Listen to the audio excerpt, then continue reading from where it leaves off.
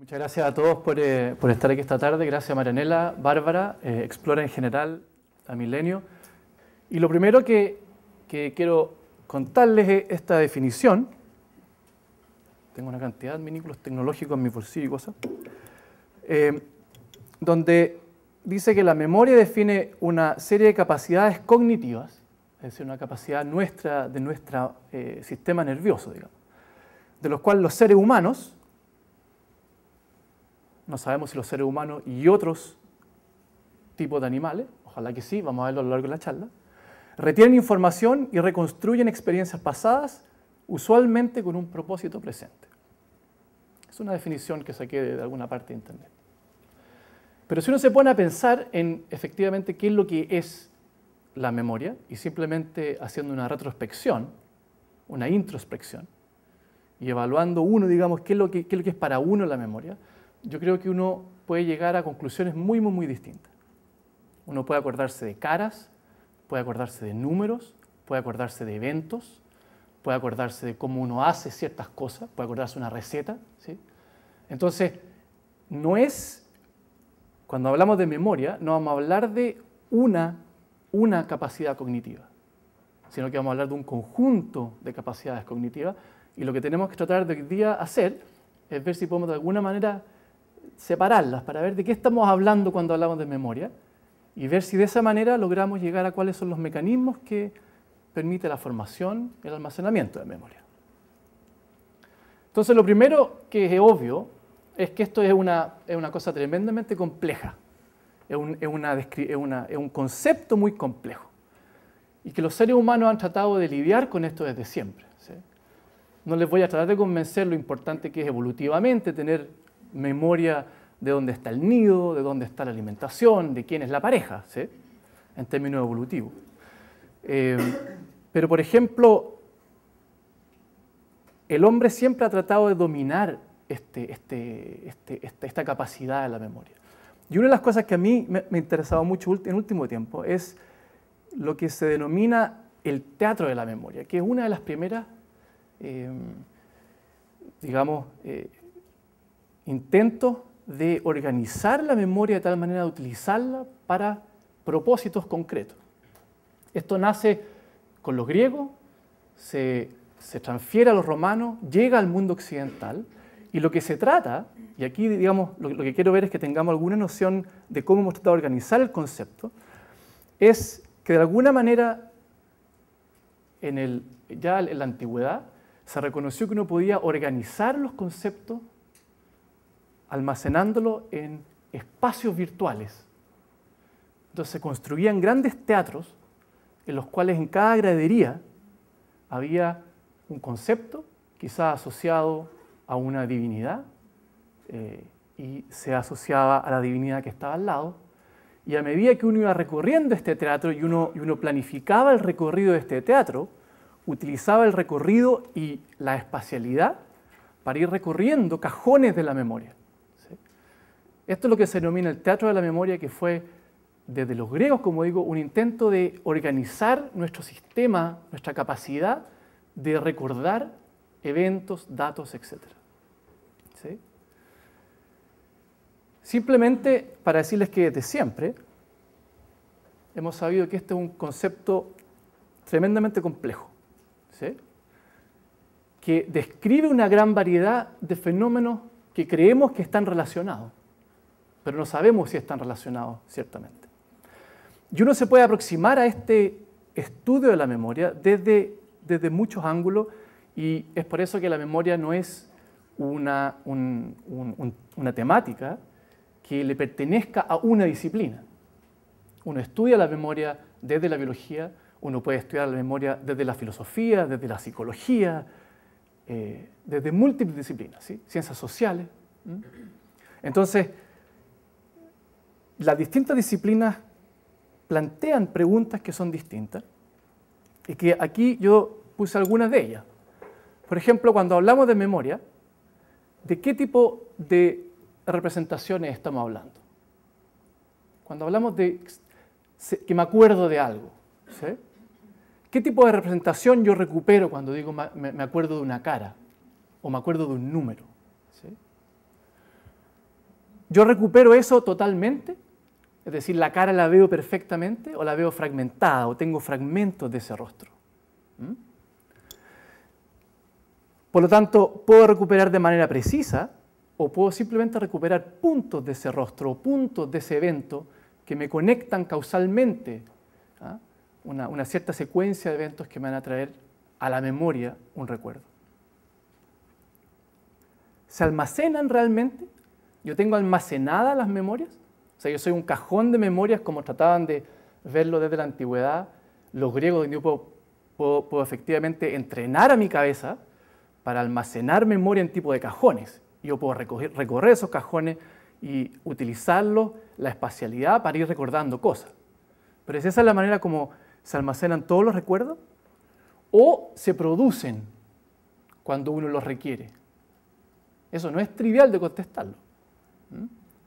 ¿Están ahí almacenados o algo gatilla que aparezcan? Y esta es la más desafiante. ¿Tenemos la capacidad de almacenar esos recuerdos efectivamente? ¿O los recuerdos están almacenados acá? Están almacenados en lo que se llama el andamiaje externo, ¿sí? En el mundo exterior. Y lo que hago yo es que uso esos andamios como puntos de referencia para destacar ciertas cosas nomás, ¿sí? Entonces, ¿la memoria está almacenada internamente o está almacenada como redes simbólicas, parte de las cuales están, o la mayoría están externas a nosotros también? ¿Sí? Todas estas preguntas son tremendamente válidas, cada una de ellas es súper compleja, y lo que tenemos que hacer ahora es algo distinto.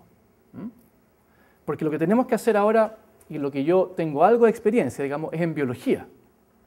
Por lo tanto, la pregunta que me gustaría a mí recorrer hoy día es si podemos descifrar los mecanismos, pero ahora en el sistema nervioso. Es decir, asumiendo que parte de esto va a estar efectivamente controlado por nuestro sistema nervioso, ¿cuáles son los mecanismos en el sistema nervioso que permiten la formación de memoria?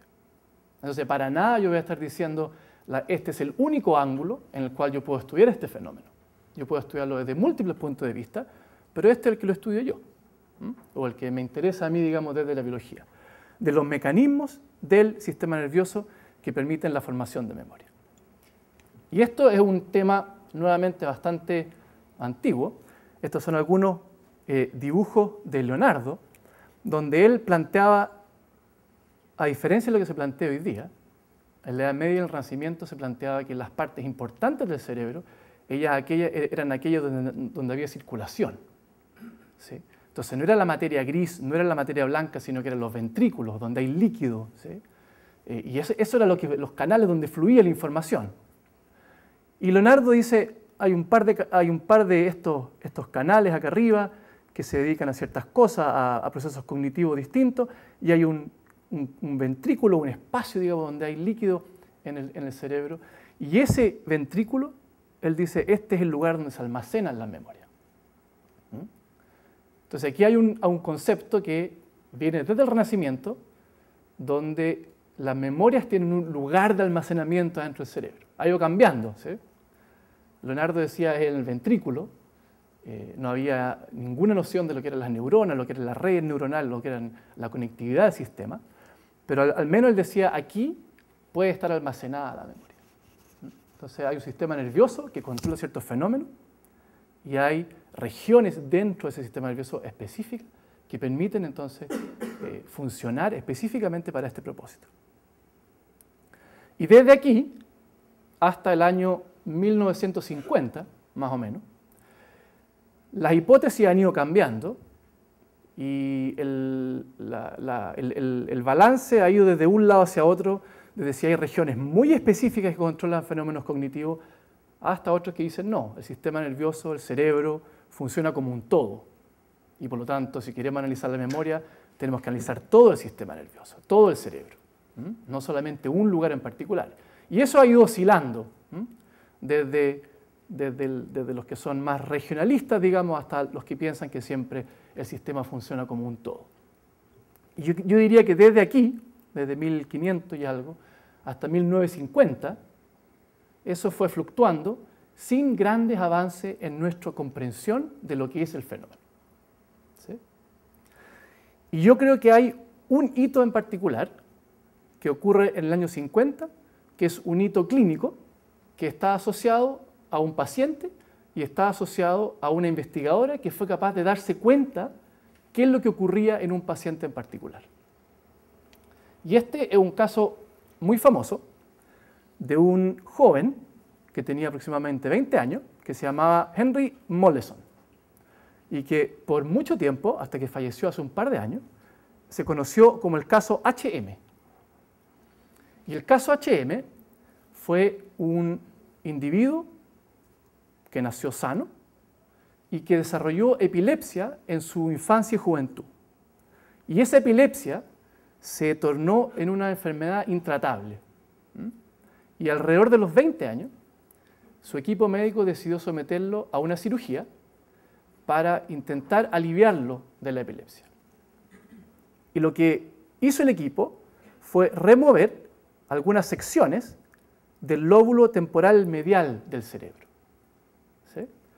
Se sometió a cirugía. Este gallo, 20 años, súper joven, tenía un coeficiente intelectual muy alto, era un tipo súper hábil, y le sacaron parte de lo que se llama el lóbulo temporal medial, donde se encuentra una región que se llama el hipocampo. Esta es la diferencia del cerebro de este paciente, cómo quedó después de la operación, a cómo estaba previo a la operación, y hay un pedacito aquí a cada lado que le falta. Cuando terminó la operación, este paciente despertó muy bien, despertó sano, se curó de la epilepsia completamente. Y los médicos tratantes notaron que desde el día de la operación, este tipo nunca pudo fijar una memoria nueva en su vida. Entonces, tenía solamente memoria de trabajo de corto plazo, es decir, el tipo estaba atento a una actividad y podía seguir una conversación. Si la conversación cesaba y cambiaba de actividad y después volvía a la conversación anterior, no se acordaba de nada, no se acordaba de caras, no se acordaba de números, no se acordaba de eventos que le ocurrían en su vida cotidiana desde el momento de la operación hacia adelante. Y se acordaba bastante bien de lo que ocurría o de lo que le había ocurrido hacia atrás. Es decir, todas las memorias que él había sido capaz de formar previo a la operación y que había sido capaz de consolidar, él perfectamente las podía recuperar. Y él sabía dónde había nacido, cuando reconocía a sus padres, reconocía escenas de cuando él era pequeño, reconocía grandes eventos que habían ocurrido en su vida, históricos durante su vida, reconocía grandes personajes, o sea, su memoria desde el momento de la operación hacia atrás estaba intacta. Y hacia adelante, este tipo no podía fijar nuevas memorias y estableció entonces un cuadro de lo que se denomina memoria anterógrada. Desde un momento en particular, esta persona es incapaz de fijar nuevas memorias. Hasta ahí, uno hubiera dicho, bueno, entonces esta hipótesis de que la memoria está concentrada en un lugar es completamente válida, porque a esta persona le sacaron un pedacito de cerebro y perdió la capacidad de fijar memoria. No perdió la capacidad de recordar las antiguas, es decir, aquí se separó el concepto. Hay un sitio del sistema nervioso que es responsable de la formación de la memoria. Y hay otros sitios del sistema nervioso que son los responsables del almacenamiento de las memorias. Entonces, las memorias que ya estaban almacenadas en alguna parte, no les pasó nada. Sin embargo, el sistema que era responsable de la formación de memorias nuevas, ese sistema se eliminó. Sin embargo, y ese es un caso súper entretenido. Sin embargo, esta doctora que está aquí, que se llama Brenda Milner, que es una científica muy destacada, que hizo contribuciones significativas en los años 60, 70 y 80, se dio cuenta de algo. Y ella le hizo a este tipo, lo tomó como paciente, y lo que le hizo fue una prueba motora, donde ella le hacía dibujar una estrella, el contorno de una estrella sin verla, sino que viéndola a través de un espejo. Entonces él veía este espejo y dibujaba aquí, seguía el contorno de la estrella en un espejo, una estrella que él no podía ver. Entonces es una prueba motora relativamente complicada, como esas que le hacen a uno cuando uno va a sacar carnet de manejar y tiene que seguir unas cosas así raras o tiene que apretar unos botones, ¿sí? Y el tipo con mucha dificultad podía seguir el contorno de la estrella. Entonces aquí hay una foto de él siguiendo el contorno de la estrella. Entonces, este investigador lo que hizo fue someterlo a la misma prueba día tras día, durante mucho tiempo. Y el tipo cada vez que se enfrentaba a esta prueba, no se acordaba que lo había hecho antes. Y empezaba a dibujar la estrella de nuevo con dificultad, ¿cierto? Pero cada vez fue haciendo mejor la estrella, a pesar de que no se acordaba de que había hecho la estrella antes. ¿Sí? Entonces, lo que describió Brendan Milner en ese tiempo fue que este paciente no era incapaz de formar nuevas memorias de todo tipo, sino que era incapaz de formar nuevos tipos de ciertas memorias, pero otros los tenía intactas. Y en particular esta que tenía que ver con el sistema más bien motor, lo tenía intacto. Es decir, el tipo aprendía a dibujar la estrella, a pesar de que no sabía que estaba aprendiendo a dibujar la estrella. Y esto fue, yo diría, uno de los hitos más importantes para llegar a este cuadro, que quizás, si uno tiene que llevarse un mensaje para la casa, es este cuadro, que lo vamos a ver repetidamente durante la charla, donde ya la memoria no es una sola cosa, sino que la podemos descomponer. Y la podemos descomponer con evidencia, ¿sí? Evidencia que viene de este paciente, de muchos otros como él, donde, fíjense ustedes, acá arriba, esta es como una división, donde por un lado tenemos la memoria de corto plazo. Esta es la memoria que nos permite mantenernos en una actividad mientras estamos haciendo la actividad. ¿Sí? Yo trabajo en la resolución de un problema numérico y me acuerdo de los números mientras estoy haciendo el problema. Me voy para la casa y me trato de acordar al día siguiente cuál era el número que estaba y no tengo idea cuál era. Pero mientras estoy haciendo la actividad, yo tengo una memoria que se llama de trabajo, que es una memoria de corto plazo, que es muy distinta a la memoria de largo plazo, donde yo puedo acordarme el nombre y el número de calles que me aprendí hace mucho tiempo. Pero acá es donde ocurrió, gracias a las investigaciones de Brendan Milner, una división fundamental, que es memorias que se llaman explícitas de memorias que son implícitas. Estas memorias explícitas son las que también le llamamos memorias declarativas. Son aquellas que nosotros podemos decir que nos acordamos de algo. Yo te puedo decir que me acuerdo de un número, de una persona, puedo describir un rostro. ¿Sí? Entonces son declarativas, tienen que ver con el lenguaje. Y hay de dos tipos, y me gustaría detenerme en los dos tipos que son re importantes. La primera es, estamos la memoria explícita o declarativa. La primera es semántica o de datos, semántica. Aquí es donde yo me acuerdo de los teléfonos, me acuerdo de las caras, me acuerdo de lo que hemos hablado también en el último minuto. ¿Sí? Esta es una memoria declarativa que yo puedo verbalizar. Pero hay otro tipo de memoria declarativa que yo también puedo verbalizar, que es una memoria que se llama episódica. Y esta para mí es la más importante de todas, ¿sí?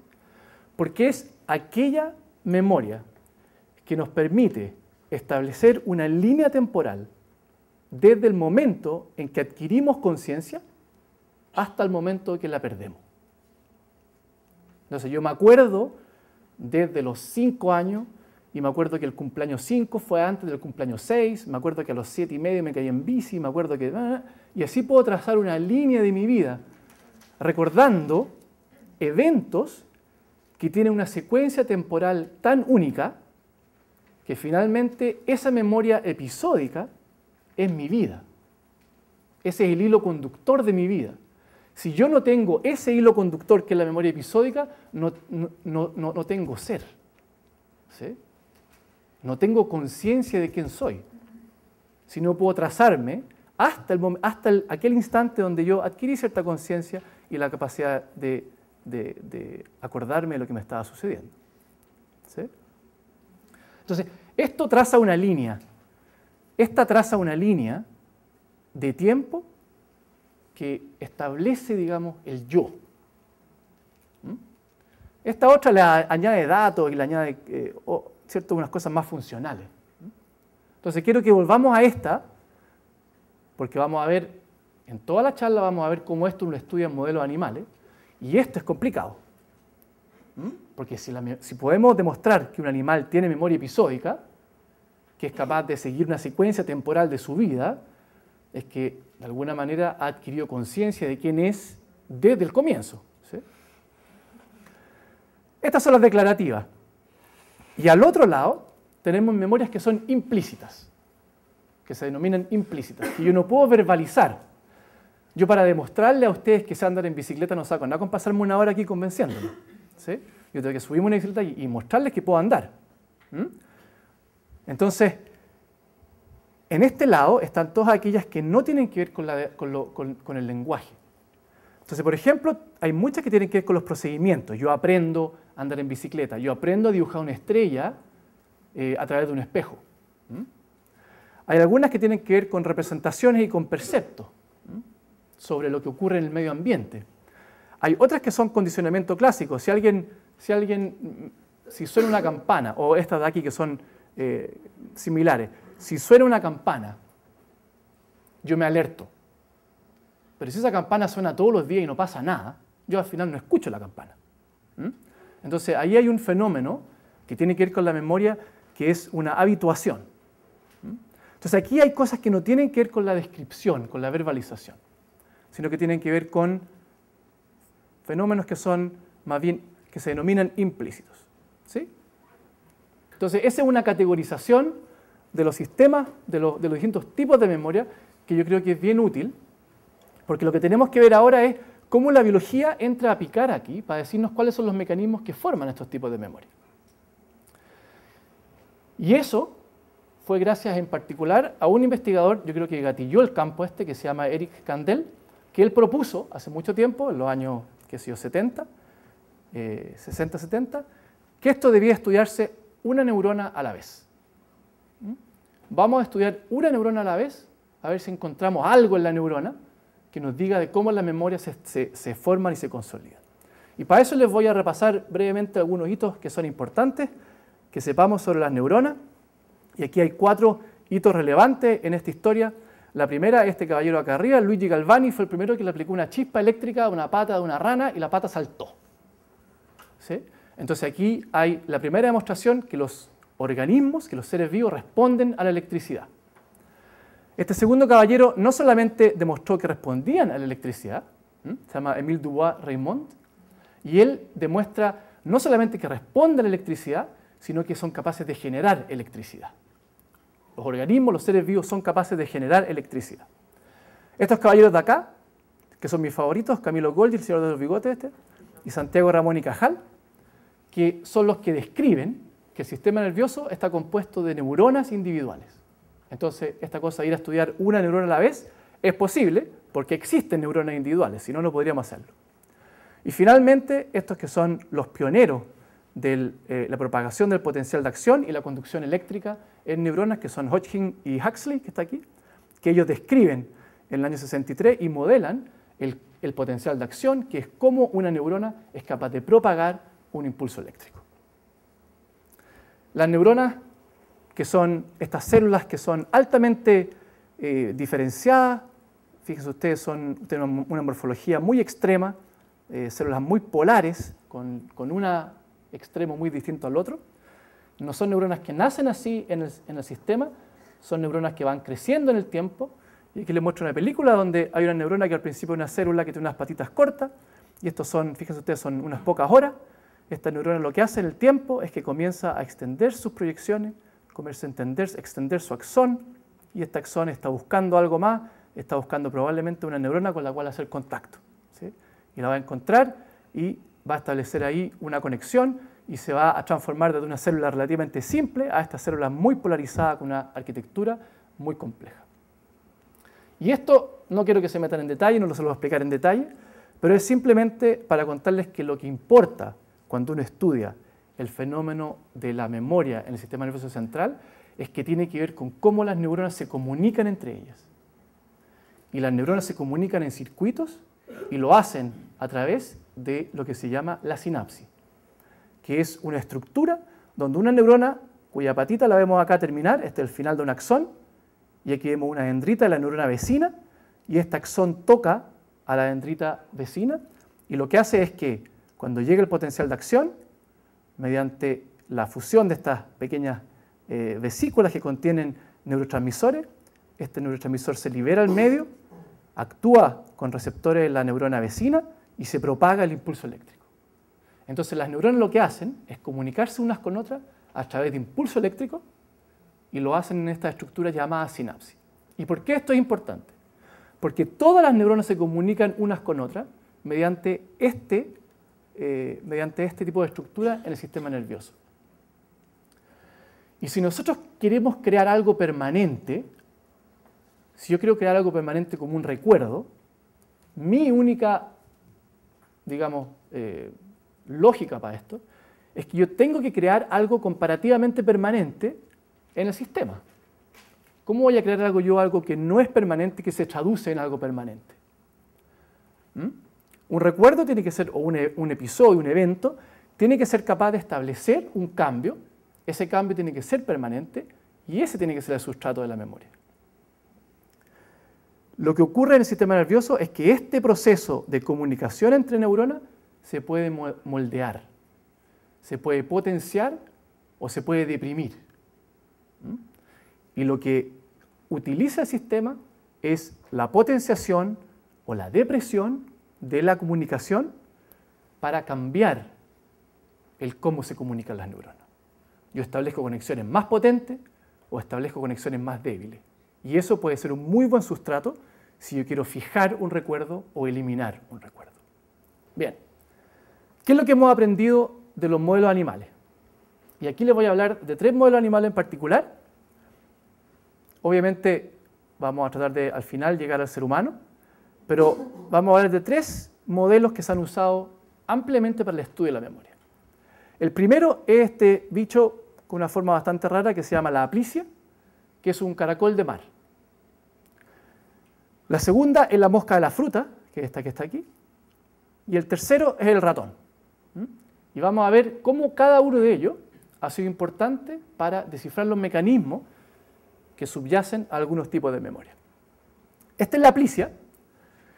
Y lo que hizo Eric Kandel, que fue un científico que recibió el Premio Nobel de Fisiología y Medicina por su estudio de memoria el año 2000, fue que él notó que si a esta aplicia, que tiene esta parte de arriba, que es una branquia y tiene un sifón, que si le tocaba el sifón con un pincelito, la aplicia retiraba la branquia. ¿Se fijan? Aquí está fuera la branquia y retiraba la branquia. Si él tocaba este sifón repetidamente y a la aplicia no le pasaba nada, la aplicia al final no retiraba la branquia. ¿Sí? Porque se daba cuenta que este pincel que la tocaba era inocuo. Entonces no hacía nada, no respondía y volvía, se habituaba. Pero lo que hizo a continuación fue aplicarle en la cola de esta aplicia un pequeño choque eléctrico, una pequeña descarga eléctrica chiquitita, ¿sí?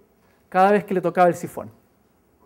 Entonces le tocaba el sifón y le aplicaba un pequeño choque eléctrico y después, sin el choque eléctrico y solamente con el estímulo táctil, la aplicia retira el sifón al máximo. ¿Cierto? Entonces, ¿qué es lo que asocia a ella, o él? No sé si serán macho, hembra o hermafrodita, estas cosas. Toca el sifón y lo asocia inmediatamente con que hay una descarga eléctrica que se le viene y por lo tanto se protege. Entonces, un bicho tan sencillo como este está demostrando la capacidad de aprender y aprende rápidamente y ese aprendizaje perdura en el tiempo. Es un buen modelo para estudiar la memoria, porque es lo mismo que nos pasa a nosotros. Y vamos a ver por qué es importante esto. El segundo modelo animal que se ha utilizado ampliamente es la drosófila, que es la mosca de la fruta. Y aquí los experimentos son un poquito más sofisticados. Este es un aparatito que permite conectarlo a una manguera y que permite que uno incorpore cierto número de estas moscas, que son chiquititas, son unos mosquitos chiquititos, a este sistema y que tenga libre acceso a estos 2 brazos. Y en este brazo uno pone un olor agradable para las moscas y en este otro brazo uno pone otro olor que sea igualmente agradable para las moscas. ¿Sí? Uno pone olor a 2 mermeladas, será mermelada de manzana y mermelada de ciruela. Y cuando uno hace eso, las moscas se distribuyen 50-50. A algunas les gusta más el de ciruela, a otras les gusta más el de damasco. A continuación, a un lado, ese olor también se asocia con una pequeña descarga eléctrica. Entonces, ahora en el lado de la ciruela viene una descarga eléctrica. Y las moscas, si uno después las saca, las deja un tiempo en reposo, ¿sí? Las deja un par de días, y después la usa y la vuelve a introducir al sistema, ahora sin necesidad de poner un choque eléctrico, las moscas se van todas hacia el lado del damasco. Entonces las moscas recuerdan que hay un olor que de alguna manera se asocia con algo muy poco placentero, como una descarga eléctrica. Y por lo tanto se van hacia el lado donde ya saben que no les pasa nada. ¿Sí? Esto es un clásico entrenamiento por condicionamiento. No lo usen con su hijo ni con... ¿no? Entonces, las moscas se van para acá y eso nos demuestra que efectivamente son capaces de aprender, son capaces de reconocer que un estímulo viene asociado a algo nocivo. ¿Sí? Bien. Y el tercer experimento, o el tercer modelo, son los ratones. Y con los ratones se hace un experimento súper bonito donde hay una piscina de agua que es lechosa, no se ve el fondo, ¿eh? Es una especie de agua no transparente. Y sumergida en esta piscina hay una plataforma. Y está ahí, ¿se fijan? Y un experimentador que está aquí, con mucho cuidado, suelta al ratón.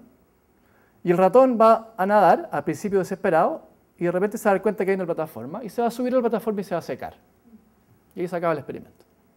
¿Sí? Si el mismo experimentador pone al mismo ratón al día siguiente, en el mismo contexto, el ratón ahora lo dejan ahí y se va de una a donde está la plataforma, ¿cierto? ¿Para qué va a permanecer en el agua dando vueltas? Y lo que está graficado acá, fíjense ustedes, es cómo el ratón aprende. Esto es en azul aquí. Es cuánto el ratón se demora en encontrar la plataforma. En azul. El primer día se demora 100 segundos. O se demora, no sé, esto es una medida de tiempo. Al segundo día se demora un quinto.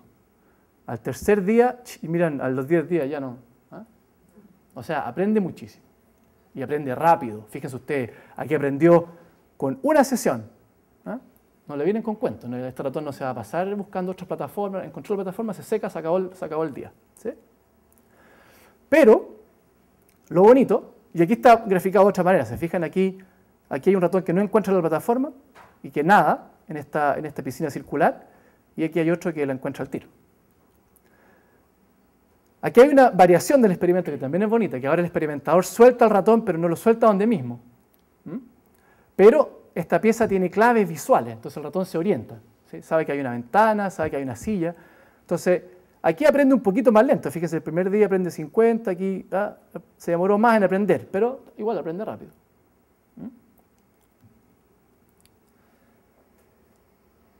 Estos son 3 tipos de experimentos que se han hecho con animales, con modelos animales para experimentar en memoria. La aplicia con habituación, sensibilización, las moscas con esta cosa de el aprendizaje por condicionamiento y el ratón con un tipo de memoria que tiene que ver con navegación espacial. Y la navegación espacial es algo claramente declarativo. ¿Sí? Yo puedo decir por dónde voy, yo puedo dibujar un mapa de cómo llegar de un lugar a otro. Bien, en la aplicia lo que se descubrió fue lo siguiente. En la aplicia se descubrió que una neurona que conectaba el sifón con la branquia, ¿se acuerdan? Yo tocaba el sifón, retiraba la branquia. Y eso está dado porque hay un circuito neuronal que conecta el sifón con la branquia. Entonces se toca el sifón, se activa esta neurona, se activa el circuito, ahí está la sinapsis que la describimos, ¿cierto? Se activa la otra neurona, estas neuronas se comunican y esta neurona produce que se retire la branquia. Pero fíjense ustedes que este circuito neuronal es más complejo y tiene la participación de otro tipo de neuronas que vienen desde la cola, ¿se fijan? Donde le aplicábamos el estímulo eléctrico. Entonces las neuronas que forman este circuito también ahora se activan cuando hay un estímulo eléctrico y lo que hacen es que se activan, van por aquí, el circuito activa esta neurona, luego esa, y esta neurona, fíjense, de aquí, que viene de aquí, está haciendo contacto con la neurona que controla el circuito del retiro de la branquia. Y lo que ocurre es que cuando hay un estímulo eléctrico, esta sinapsis que está acá se potencia. De tal manera que ahora cuando viene información de aquí, esta respuesta va a ser mayor. ¿Qué es lo que se logró con esto? Se logró definir que hay circuitos involucrados en la adquisición de memoria, que tienen que ver con aquellos circuitos que controlan ese reflejo en particular, y con otros que son capaces de influirlo, para potenciarlo. Y se demostró que eso tiene que ver con, por ejemplo, las neuronas pueden liberar más neurotransmisor o pueden establecer, fíjense ustedes, conexiones que son más robustas. Entonces, establecemos un tipo de conexión entre dos neuronas que va a ser distinta a la que había originalmente. Por lo tanto, ahora cuando yo le toque el sifón a esta aplicia que ha sido entrenada, este va a ser su circuito, ya no este, porque ha sido entrenado por el estímulo eléctrico. Y ahora el circuito es un circuito más potente. De tal manera que ahora toco el sifón y este circuito más potente, hay un mayor retiro de la branquia. Entonces aquí se definieron circuitos y en el fondo una anatomía, ¿así?, que es capaz de reforzarse con el estímulo eléctrico o con la experiencia, llamémosla. En Drosophila, lo que se hizo, o el gran avance que permitió la mosca y la fruta, con este experimento de los olores, es que cuando ustedes hacían el experimento, aplicaban una descarga eléctrica y las moscas se iban hacia el damasco, no todas se iban hacia el damasco. Entonces, habían algunas que no se iban hacia el damasco. ¿Qué implica eso? Que no se acordaban que la ciruela venía con descarga eléctrica. ¿Sí? Entonces, había moscas que eran malas para recordar, ¿sí?, que eran olvidadizas. ¿Sí? Y a esas moscas se le hizo un análisis genético, a las moscas que se quedaban al lado mal, digamos, a las que no aprendían, se le hizo un análisis genético y se identificaron algunos genes que eran responsables de este fenómeno. Y en particular, se identificaron algunos genes que tienen que ver con la cascada del AMP cíclico.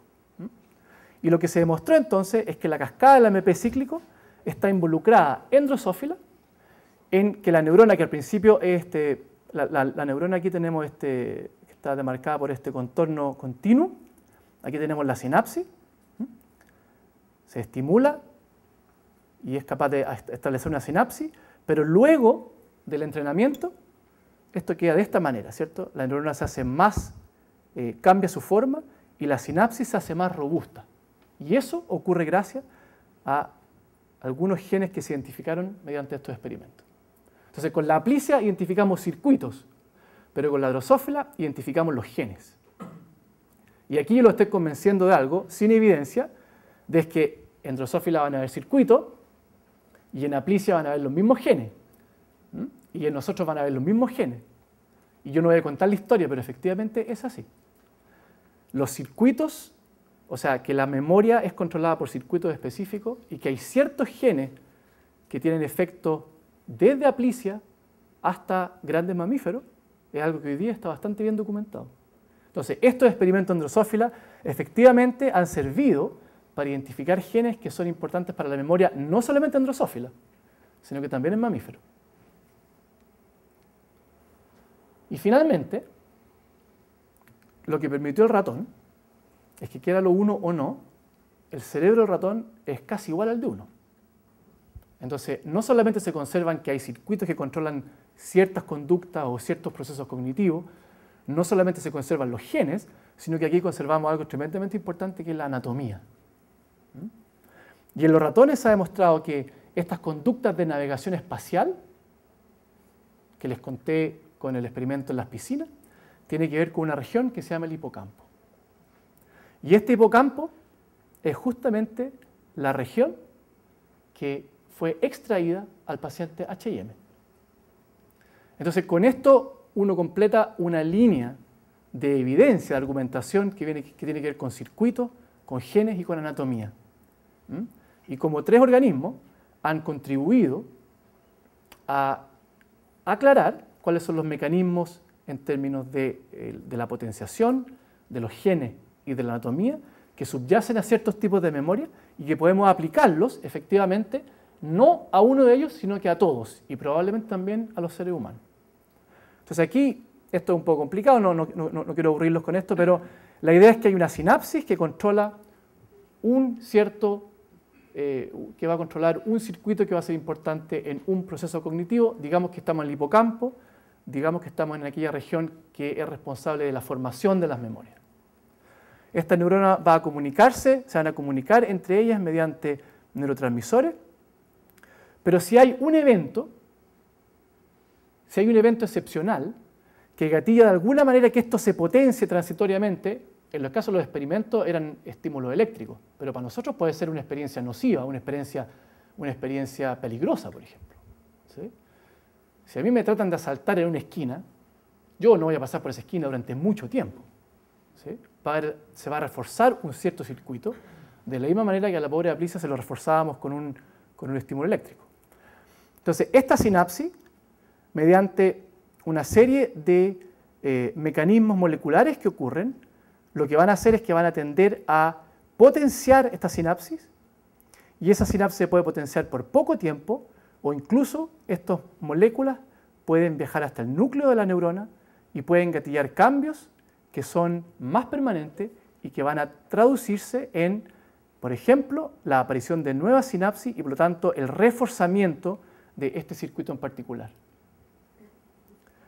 Lo importante es que los genes que se han identificado en Drosophila, por ejemplo la cascada del AMP cíclico, los genes que se han identificado en Aplicia, por ejemplo este factor de transcripción que se llama CREB, son genes que se han demostrado que participan en procesos de memoria desde Aplicia hasta mamíferos.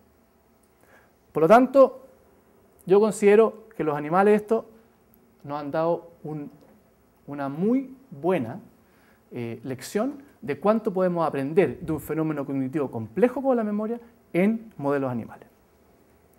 Quiero plantearles 3 cosas simplemente como desafíos de lo que yo creo que son fronteras de lo que falta. ¿Sí? La primera es lo que hablamos en un comienzo. La memoria episódica. Aquella memoria que somos capaces de establecer desde el momento en que tomamos conciencia hasta el momento que la perdemos. La memoria que define quién soy yo. ¿Sí? ¿Cómo eso hace estudios en animales para eso? ¿Qué le pregunto a un animal para que me diga qué es lo que hizo tal día y si eso que hizo tal día lo hizo después o antes de que le pasó esto o lo otro? ¿Sí? Entonces, aquí hay un problema grave, porque primero, la memoria episódica, a diferencia de las otras, como ustedes se dieron cuenta, una memoria declarativa, que al principio dijimos que tiene que ver con ser capaz de verbalizar, con yo ser capaz de verbalizarla.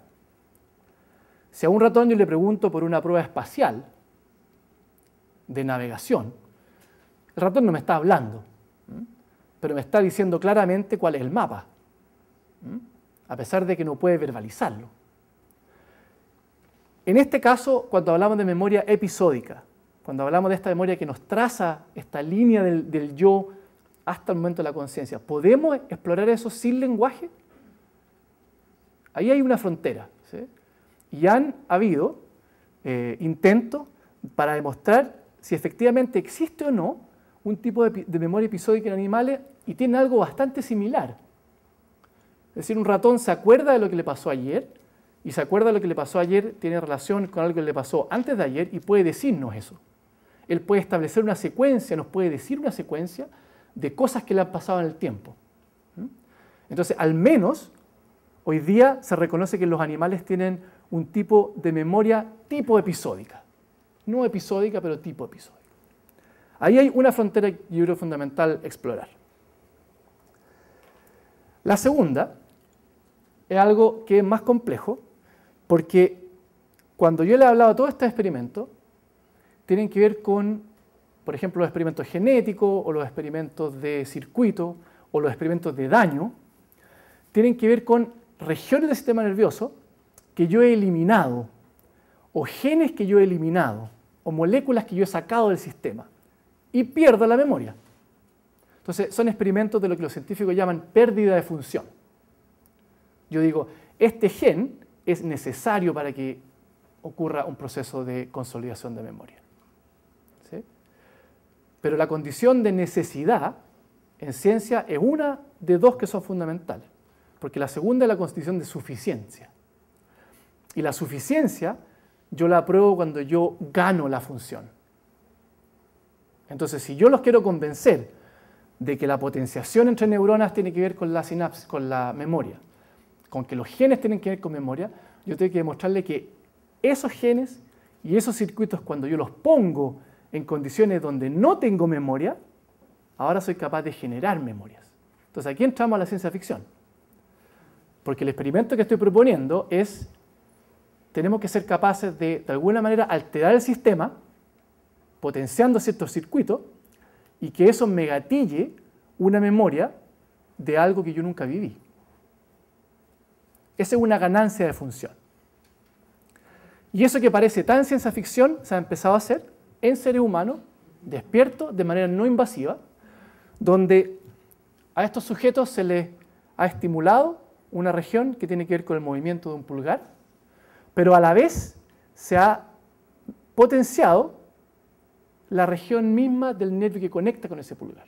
Y por lo tanto lo que uno ha hecho es que ha estimulado simultáneamente desde el pulgar y desde el sistema nervioso. Y este individuo, lo que muestra después de un tiempo, es que los circuitos efectivamente se le potencian. Y esa potenciación tiene que ver con el mejor uso del pulgar en ciertas tareas que él no ha practicado. Entonces esto de ciencia ficción se está pasando a ciencia experimental. Esta es una frontera que nos falta, es definir la ganancia de función. ¿Cómo soy capaz yo de establecer que un fenómeno, que un mecanismo molecular, cuando aparece, provoca una memoria? Y la última tiene que ver con que la memoria no solamente tiene que ver con lo que yo recuerdo, porque si yo recordase todo lo que me ha pasado, sería una enciclopedia totalmente inútil. Y lo que tengo que hacer yo como individuo, como organismo, es seleccionar la información que guardo y la información que desecho. Y para eso, hoy día también están apareciendo los primeros estudios donde no solamente existen mecanismos donde la memoria se forma desde, digamos, desde, por ejemplo, nuestra experiencia sensorial a una memoria de corto plazo y se consolida en una memoria de largo plazo, sino que también cómo las moléculas participan en eliminar información que está contenida en ciertos circuitos que provienen de alguna experiencia en particular, que no son necesarios o que no serían necesarios de almacenar. Entonces, en lo que estamos entrando es en la biología del olvido, cómo nosotros encontramos los mecanismos que permiten olvidar activamente. Entonces, ahora cuando les muestre esto, ¿cierto?, ya van a creerme que esta escena, ¿por qué sobreviven intactas al menos durante una hora? Sino porque están fabricadas de algo igualmente permanente en nuestro sistema. Entonces, lo que he tratado de hacer hoy día es, de alguna manera, contarles que, al menos yo creo, que estos eventos moleculares que ocurren a nivel de conectividad sináptica son hoy día los mejores correlatos que tenemos para explicar un fenómeno cognitivo complejo como la memoria. Estamos avanzando sistemáticamente en describir fenómenos moleculares, ¿sí?, pero que son los correlatos de algo más grande, ¿sí? No está completo, falta mucho. Y en general, en términos de la memoria que hablamos hoy día explícita, quizá el mensaje también para la casa es que existe una región en el sistema nervioso, que es el hipocampo, que a través de una cascada molecular muy bien definida, es capaz de fijar nuevas memorias. Una vez que esas memorias están fijas, esas memorias no se almacenan en el hipocampo. HM no tenía problemas de almacenamiento.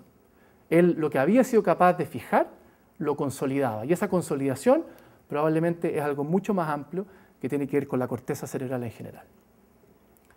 Antes de cerrar, les quiero contar que nosotros hace un tiempo tenemos en funcionamiento el Instituto de Neurociencia Biomédica, que está albergado en la Facultad de Medicina de la Universidad de Chile. Este es un instituto que está financiado por la Iniciativa Científica Milenio del Ministerio de Economía. Y lo que estamos haciendo en conjunto con Explora es generar material didáctico para niños, donde vamos a explorar algunos de estos conceptos. Y en los próximos semanas, espero, vamos a tener disponible en la página web del instituto un cómic interactivo que tiene que ver con memoria, con pérdida de memoria, de una manera bastante lúdica, divertida, para que los cabros se entretengan. Y vamos también a estamos generando un gorro que los niños pueden usar para ver qué regiones del cerebro controlan qué tipo de cosas. Y eso también va a estar disponible bastante pronto. Eso, muchísimas gracias.